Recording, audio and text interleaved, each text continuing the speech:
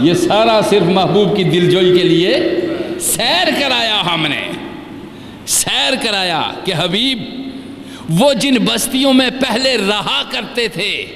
بڑی مدت ہوئی نیچے چلے گئے، عالم ناسوت کی طرف آؤ، ذرا پھر تازہ کر جاؤ ان بستیوں کو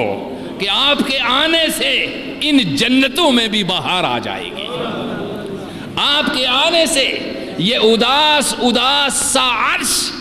دوبارہ نئے سرے سے کھلکھلا اٹھے گا، آپ کے آنے سے یہ لوح محفوظ کی تحریریں ہم نئی طرح بدل دیں گے،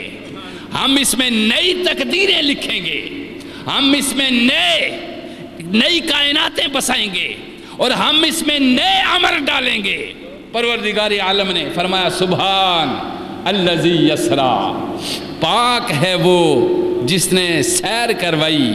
اپنے بندے کو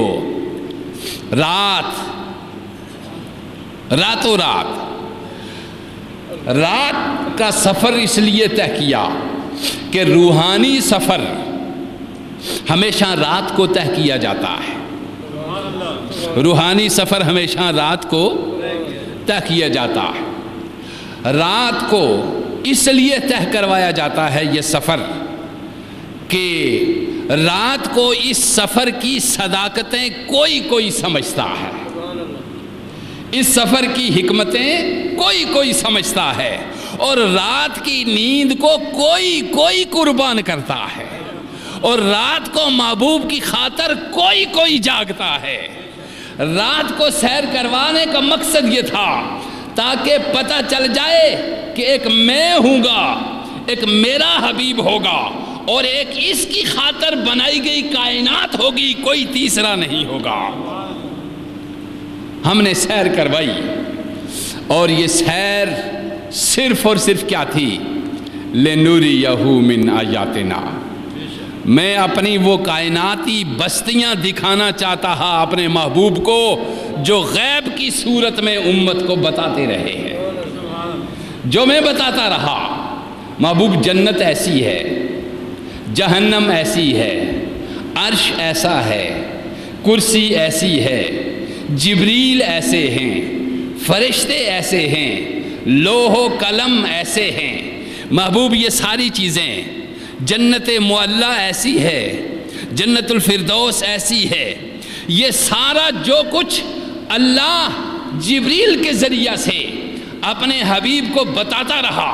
اب فرمایا حبیب آؤ اپنی آنکھوں سے دیکھ لو کہ میں نے تم سے محبت کرنے والوں کے لیے کیا کیا رنگ سجا رکھے ہیں، تیری اتباع کرنے والوں کے لیے کیا کیا سجا رکھا ہے، تیری اطاعت کرنے والوں کے لیے کیا کیا آرام اور آسائش اور سہولت کی جگہیں بنا رکھی ہیں۔ حبیب ہم یوں ہی نہیں کہا کرتے، آؤ اس کائنات، اس مخلوق کو بھی دیکھو، اس کے خالق کو بھی دیکھو۔ فرمایا سبحان الذی یسرا بعبدہ لیلا، اور یہ سفر اس کی قدرت، اللہ کی قدرت کا اندازہ لگائیے۔ لیلاً راتوں رات،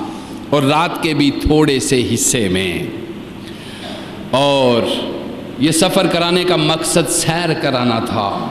اپنی آیات کو دکھانا تھا، وہ جو کچھ قرآن میں بیان ہوا اس سب کی جیتی جاگتی کھلی آنکھوں کے ساتھ تصدیق کرنا تھی، تاکہ حبیب کی، جناب محمد مصطفیٰ کی دعوت میں ایک نئی جان آ جائے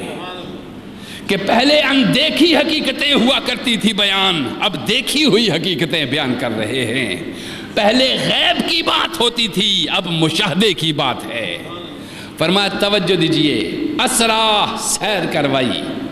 اور اسرا کا لفظ ہمیشہ روح اور جسم دونوں پہ بولا جاتا ہے، تنہا روح کو سیر نہیں کرائی جاتی، جسم اور روح دونوں کو جہاں بھی قرآن میں اسرا کا لفظ بولا گیا وہاں پہ روح اور جسم دونوں کا، حضور صلی اللہ علیہ وسلم کو یہ معراج جسم و روح دونوں کے ساتھ کروائی گئی، اور یکزتن کروائی گئی، نومن نہیں، جاگتے میں کروائی گئی، بیداری میں نہیں، بیداری میں کروائی گئی، نیند میں نہیں۔ یعنی معراج جسم اور روح دونوں کے ساتھ تھی، جاگتے میں تھی، بیداری میں تھی۔ اور یہ معراج کرائی کس لیے گئی؟ لِنُرِيَهُ مِنْ آیَاتِنَا، ہم اپنے رنگ دکھائیں اپنے حبیب کو، ہم اپنے رنگ دکھائیں اپنے حبیب کو۔ اور جو لوگ وہاں سے اس بستی میں آ چکے ان کو بھی دیکھیں، جو نیچے سے اوپر اس بستی میں ہمارے پاس آ چکے ان کو بھی دیکھیں، ان کے درجات کو بھی دیکھیں۔ جنہوں نے میرے حبیب آپ کی باتیں مانی ہیں ان کو بھی دیکھو، جنہوں نے نہیں مانی ان کو بھی دیکھو، جو آپ کے ہو گئے ان کو بھی دیکھو، جو آپ کے نہ ہو سکے ان کو بھی دیکھو۔ یہ ساری چیزیں بیان فرمانے کے لیے، یہ آیات دکھانے کے لیے پروردگار عالم نے سیر کرائی۔ اسی سیر کو قرآن نے کہا، یا اسی سیر کو بتایا جاتا ہے کہ یہ ہے معراج۔ معراج عروج سے ہے، اور عروج بلندیوں کو کہتے ہیں۔ علامہ اقبال رحمۃ اللہ علیہ نے فرمایا، سبق ملا ہے یہ معراج مصطفیٰ سے مجھے، سبق ملا ہے یہ معراج مصطفیٰ سے مجھے، کہ عالم بشریت کی زد میں ہے گردوں، عالم بشریت کی زد میں ہے گردوں۔ اللہ کے عرش کے نیچے نیچے سارا میٹیریل ہے، سارا مادہ ہے۔ عرش الہی سے نیچے سارا کیا ہے؟ مادہ، مادی کائنات۔ انسان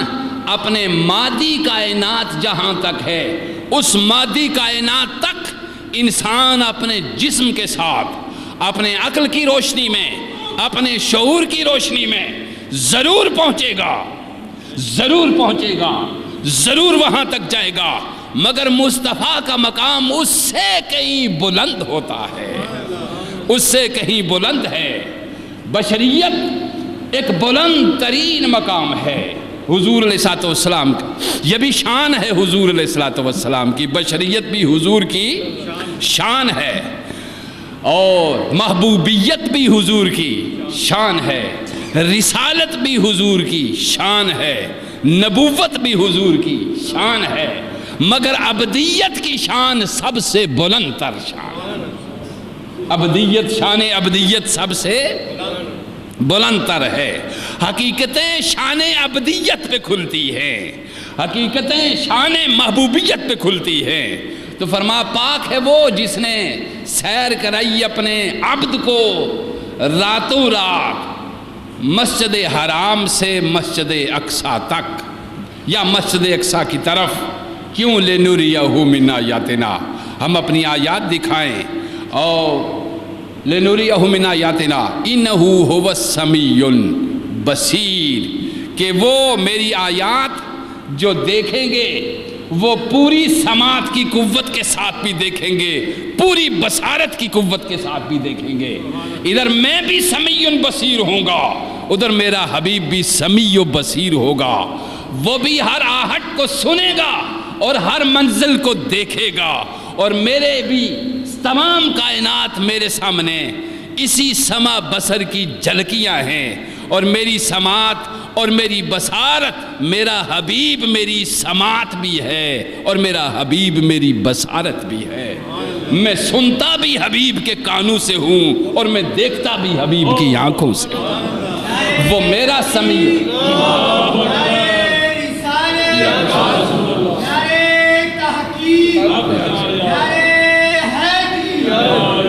میرا حبیب میرا سمیع و بصیر ہوگا اور میں اس کا سمیع و بصیر ہوں گا۔ کائنات کی سب گردشیں سمٹ جائیں گی اور ساری کائنات کی تمام چیزیں بدل جائیں گی، ہر شے محبوب کی آنکھوں سے اوجھل ہو جائے گی، صرف میں ہوں گا اور میرا محبوب ہوگا، وہ ساری توجہ سے میری طرف متوجہ ہوگا، میں اپنی پوری رحمت سے اپنے حبیب کی طرف متوجہ ہوگا، وہ مجھ سے فیض لے رہا ہوگا اور میں جولیاں بر بر کے اپنے حبیب کو دے رہا ہوں گا، اور ایسی صورت میں میرا حبیب جو بھی مانگے گا میں اسے عطا کروں گا، جو بھی مانگے گا میں اپنے حبیب کو عطا فرماؤں گا۔